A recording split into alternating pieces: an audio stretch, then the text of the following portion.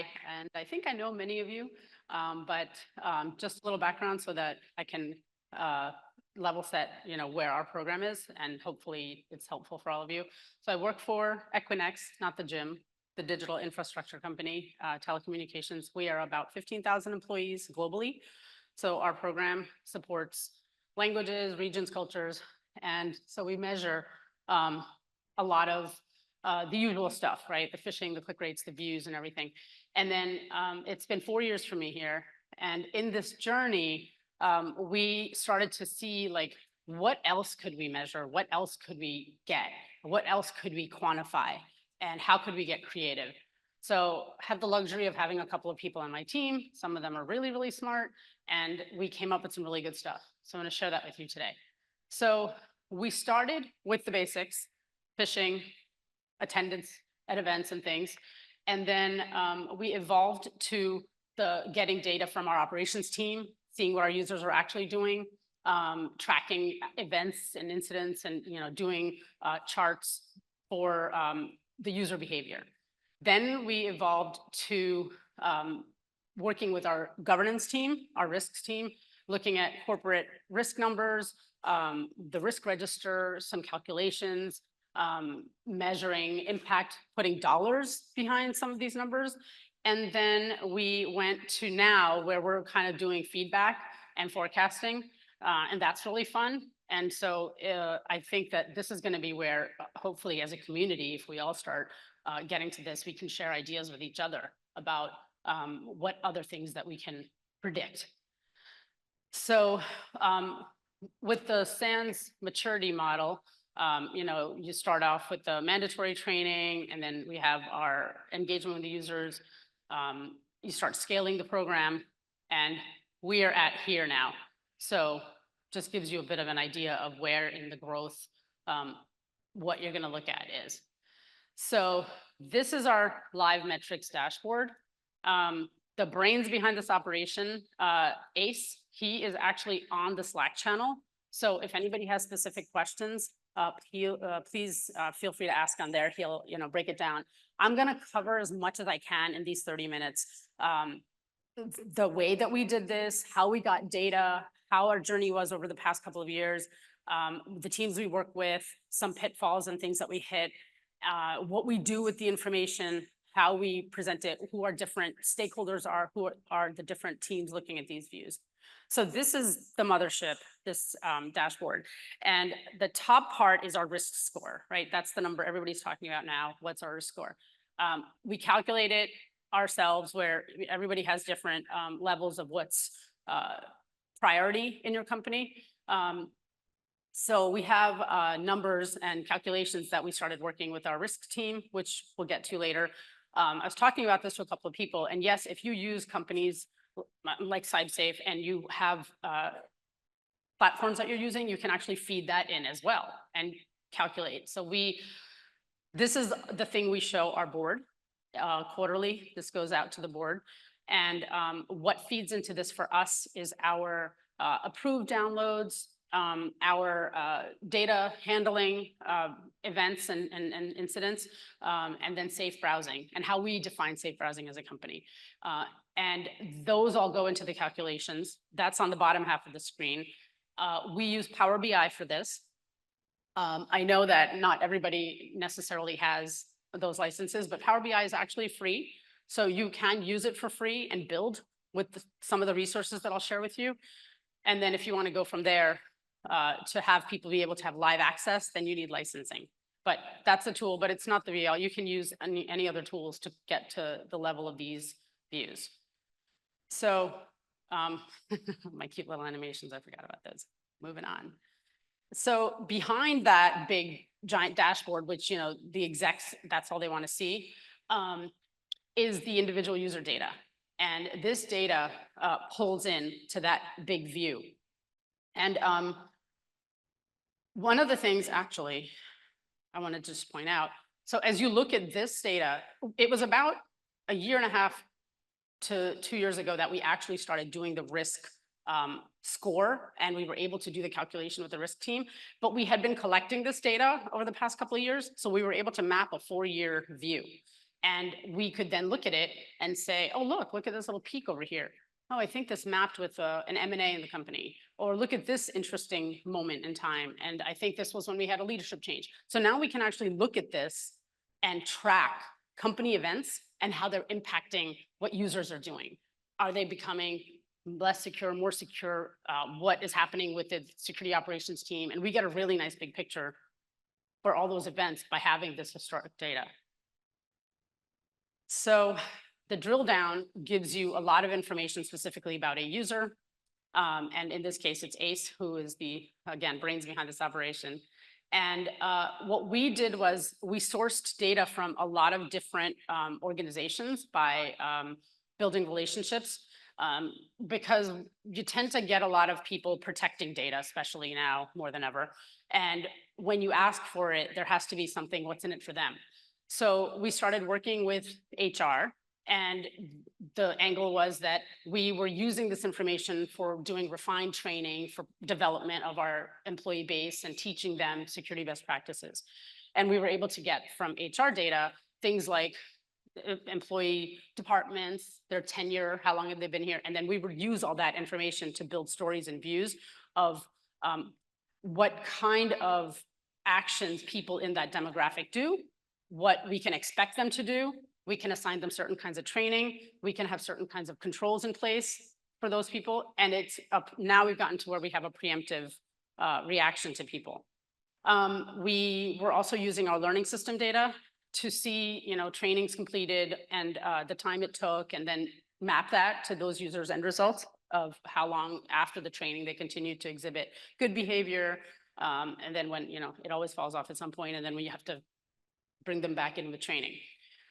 We also worked with IT because there's certain systems, things like people looking at information, downloading, people attending events and things. And IT was also super helpful in helping us with this data. We worked with them. Again, what's in it for them? We phrased it as a way that we were building certain automations that would benefit them. So those conversations helped us have a good relationship and get information from them. We also worked with the governance team. For some of you who might have a smaller org where you don't have somebody to just dedicate to building out these calculations and everything, the governance team is super excited to have this information in a way that they can process it, and they're more than happy to jump in and give you that support for doing the calculations and building out the back end so that you can just build the views. And then, of course, security operations, they're like the bulk of this. Couldn't really do any of this without all of that really good information. So just a quick peek. This is what Power BI looks like for those of you who haven't used it yet and might be a little bit scared. It's super easy. It's like almost your standard Microsoft, interface. And you can very easily pull in data. You can pull in all kinds. You can pull in, SQL queries and databases and advanced stuff. You can just pull in a spreadsheet. You can pull in a simple CSV file. Whatever you get access to, you can pull it in. And then very easily it shows on the list of the spreadsheet names or even tabs in it, and you can pull the data in, and you can pick and choose the views. So it's really not intimidating at all to get started with using this to build complicated dashboards. With the free license, you only can build the dashboards and kind of copy, paste, and show them, because people need to have a paying license in order to access it live. It's just a fun little tidbit. But if you happen to be a Microsoft 365 shop, then you have a bit of a head start on that, because you'll have access to this. I know they'll share the deck afterwards. In the bottom, the green, I'm including resources, what we used, to kind of have a little demo, get up to speed with how to use these tools, or how to build, how to get views, how to get ideas on what kind of metrics and charts you want to build. So there's a lot of this as you go along. So there's LinkedIn Learning, there's Power BI for beginners that are for free, places that you can find.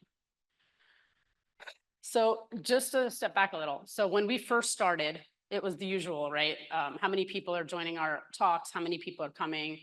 What kind of interaction and engagement are we seeing?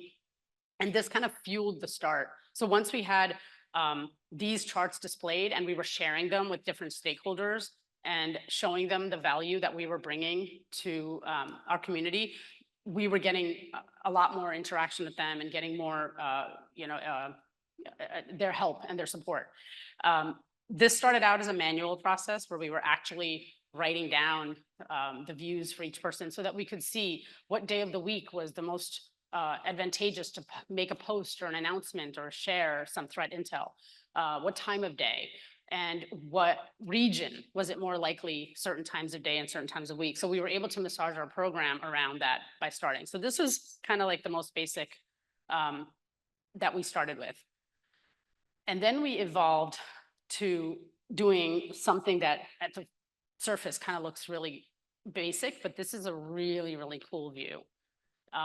This heat map gives you an immediate bird's eye view of like all your offices, or even you could do it by departments, you could do it by job levels, you could do it by tenure, and you roll up the risk score and you can plot it by year and you can see what's going on. Like, look, United States is slowly getting better and better. Yay, good users in the United States. Or France, it's increasing. What's going on? Is there an event happening? Is there something going on in the company? So you can look at the risk map to make conclusions and then start targeting and reaching out to either if you have a risk map by department or whatever breakdown you do, it will help you refine, target, and even find opportunities for doing targeted training. And then underneath that, of course, just like with the user breakdown, you actually have the full detail of, you can click on any one of the numbers in the grid. And this is also pulled directly from Power BI, and it expands into all of the metrics and numbers underneath. So you can take a look and see what's spiking a region. Is it their click rates? Is that what's going up? Is it phishing? Is it the users are downloading things? So what is it that's causing this? So we found this to be super useful, and a lot of data goes into this, the same stuff that I covered before between ops, HR, GRC. This is super helpful for GRC. They have been our biggest advocate in getting the resourcing for this and getting the time to build these, because as we align with the risk register and the priorities of the company, they're the biggest mouthpiece to say, yes, this is measurable risk, this impact risk. For them, it's simple as using it for insurance. So whoever you can get to be an advocate because they get value out of the different views will be your champion. So another big thing that we were using for, so these are different views that I put together in the slide. They're 4 completely different views. And we use these views to track the different programs we have. And I'm going to do some use cases later to show how we saved money and in different places we identified annualized loss exposure. But this actually lets you see, we have an ambassador program. How's that doing? How are people joining? What regions are they joining in? What kind of talks are working the best? What kind of topics are more resonant for certain departments? We used the views to look at, actually had an idea to look at by employee tenure. And we discovered specifically in our organization that we were having a very specific behavior with new hires. And nobody had addressed it. Nobody had even noticed it, even though incident response and operations were seeing spikes. But it took us to look at the human behavior and to do something about it. So something as simple as from that, we just started a new hire training. We just did a once a month, invited all the new hires to come. And it was not just security. We also just gave them tips and techniques for getting around in the company. This is where you get to the intranet. This is how you call HR. This is how you get your pay stub, so that it became helpful and they paid attention and they weren't just glazed over like, here we go with the security tips again. And we noticed a huge difference in this. And I should probably cover it later. And it was one of our use cases. So these views, we have targeted them specifically for each of our programs so that we can justify our existence and we can show our CISO what we're up to, what we're doing, and he can have an immediate bird's eye view of what exactly is going on. And then I don't get that call on a Sunday night, he's asking for a chart and I have to jump in and do it right away. He can just go to the Power BI dashboard live, pull it up, and he has it. governance is meeting with legal and they need to present something, they go right to the dashboard, pull it up, they have it. Okay, hope I'm not going too fast. And then this brings us to one of the other views that became our current. We're doing a lot of forecasting now because with like I said, we're looking at 4 years worth and then kind of predicting behavior. So we're starting to make plans that we're seeing this at this time of year or time of day or these types of tasks, and we are creating our trainings. We're modifying and adjusting our trainings based on the numbers that we're able to forecast. And it's really exciting because we're still discovering more and more ways. So I'm hoping that we can, on the awareness forum, we have more conversations around this and we'll all expand from this. But again, there's the green here with the links of some forecasting resources that you can use to get ideas and learn. We're exploring this ourselves right now, and it's really exciting and kind of a fun place to spend time with analytics. So sidebar, so if you have challenges with getting dedicated person to do data analytics or whatever, it doesn't take all that much time. Getting up to speed with Power BI, a couple of days, and then it only takes so much time to build some of these views, and then they're there. You don't have to keep revisiting them unless you want to change, a view. And we also found some good support with our data analytics and data science teams. They were really excited to be part of something that was so different than the stuff that they're usually doing, right? Sales forecasting and all that stuff. This human risk was a very big interest to them. So we got a lot of help and support from them, a lot of guidance. You could potentially tap into some of them to, give you a little couple of hours a week to build stuff and, throw ideas. So that's a really great resource to use as well. So between risk and compliance, doing all the mathematical calculations for us and data analytics, we had a lot of our stuff kind of, smooth sailing, although I cannot take away the amount of time and effort ACE has put into this to get it to where it is. So use case number one. This was kind of the first thing that it seems a little oversimplified, but it was our first foray into quantifying stuff that we were doing. So we were having some issues with the report button. We were having people complaining and, different stuff. So we thought, you know what, let's make a change to it and then measure before and after some different things. And so we tracked what changes it impacted between the report rate and then like the ServiceNow tickets and how much people were complaining less theoretically. And we actually, this was 100% with the risk team, they calculated out an annualized loss exposure with this. And it was the first time that we could see that we could actually put dollars to stuff that we were doing. And the number that came out was around 200,000, and we were thrilled. And when we shared it with the CISO, they were like, because they're used to numbers in the millions of, losses and exposures. But for us, it was exciting because we were actually showing that we weren't just overhead, we were actually saving. And 200,000 justifies quite a bit of overhead on the team, right? You got a resource covered.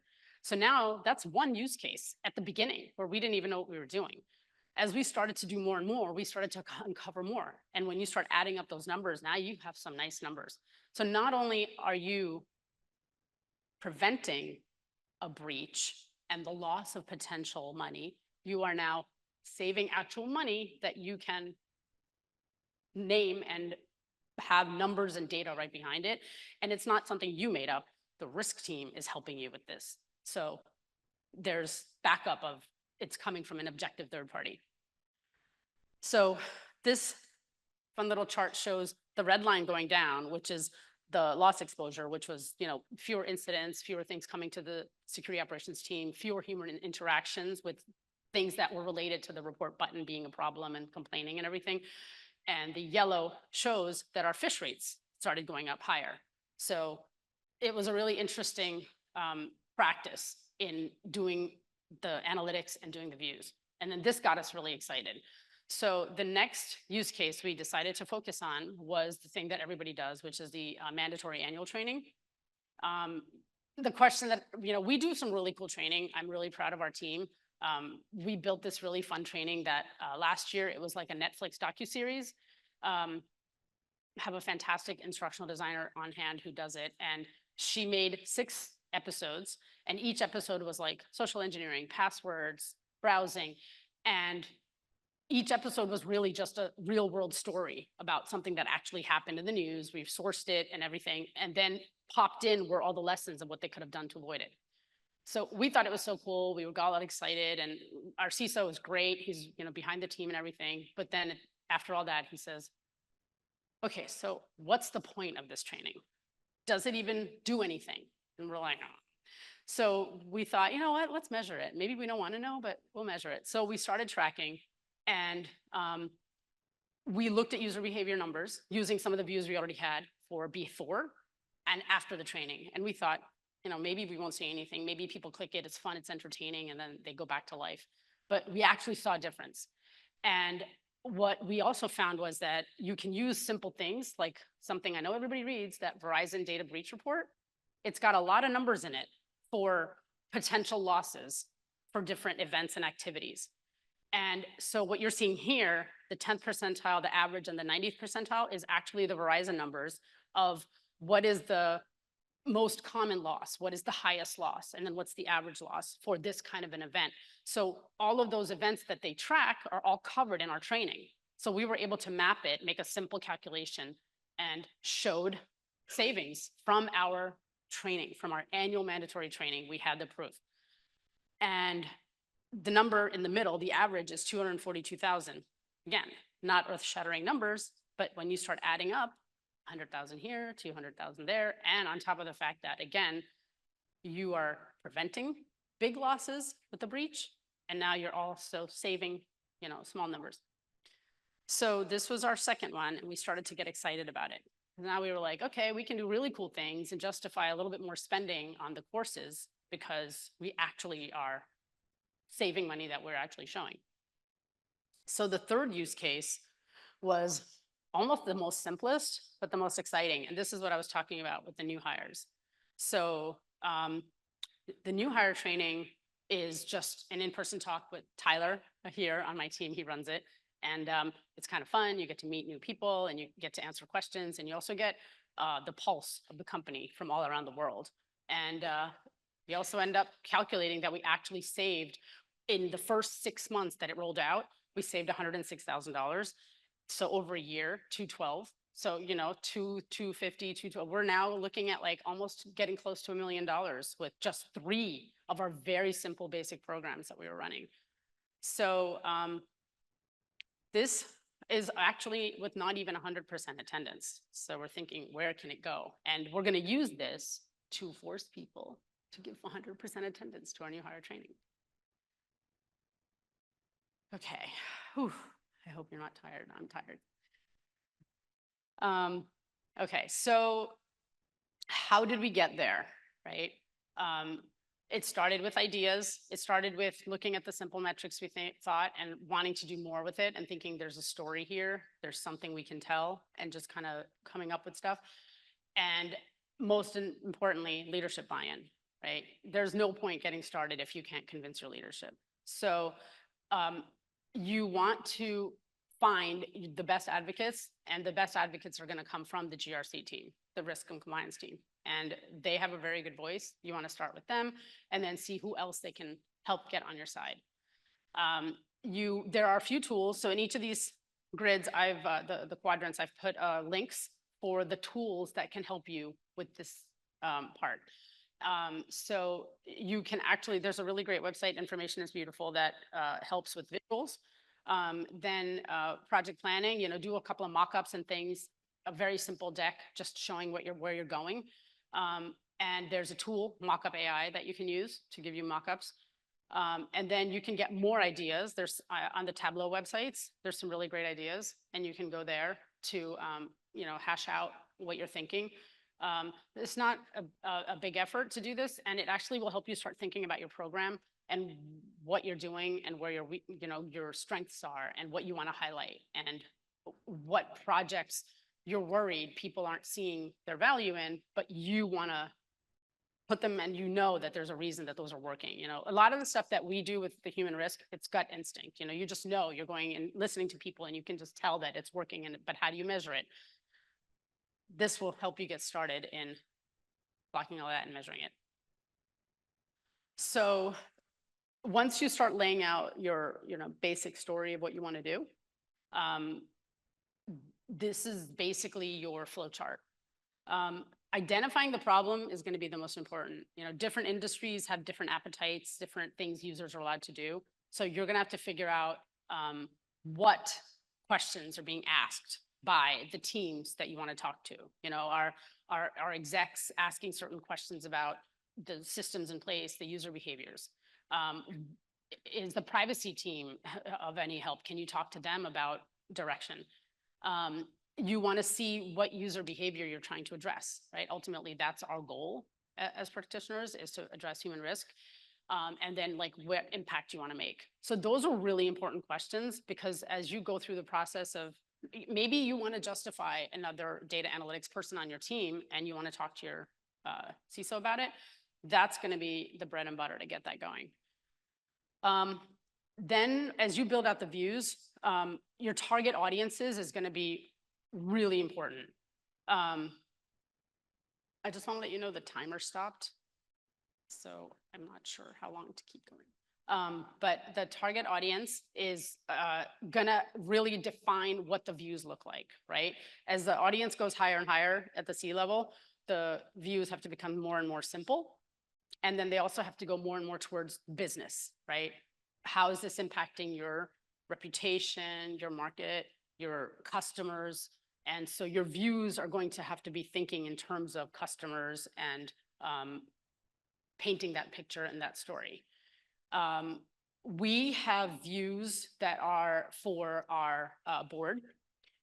We have views that are for the security leaders, the operations team, the governance.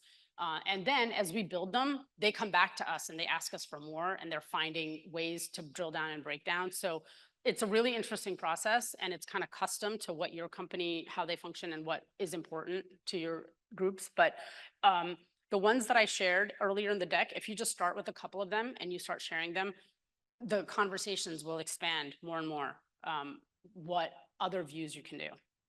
And then it kind of refines your target audience. The more you do, the more people see, the more they question. Sourcing the data. That was one of the biggest challenges we had.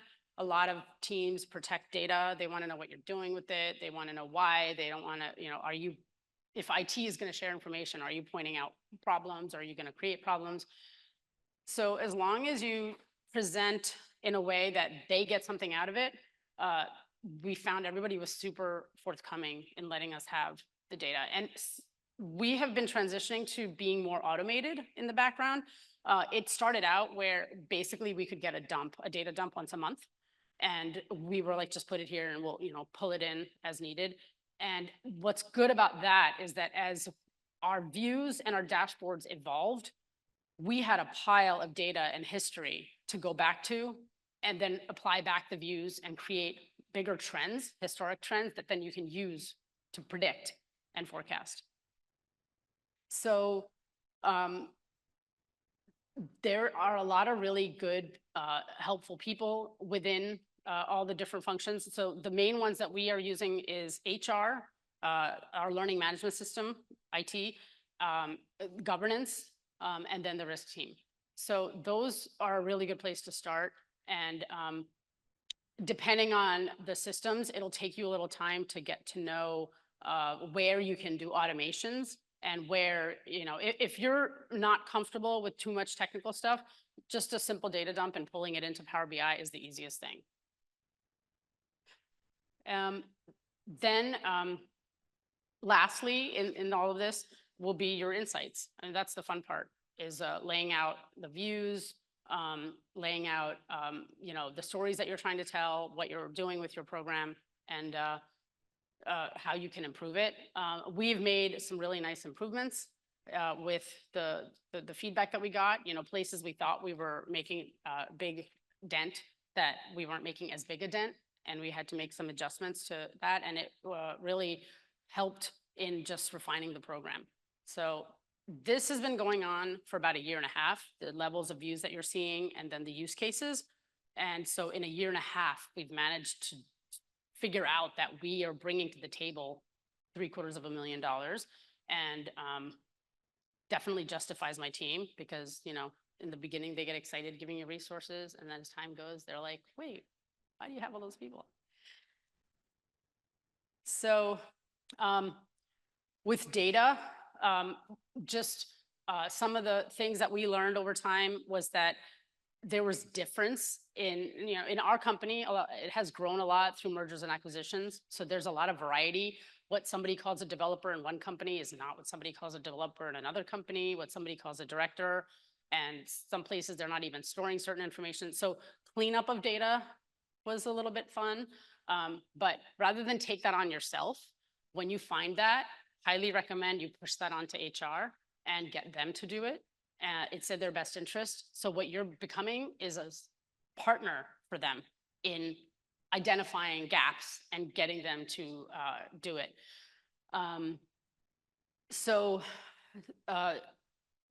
Operationalize as much of this as you can. In the beginning, when you first start, like I said, just start with data dumps. It's the easiest. But wherever you can make things repetitive and wherever you can turn things into a process, it makes it a little easier, it makes it reliable, and you can also start assigning it. Maybe the people giving it to you, you can get them to help you a little bit more with that.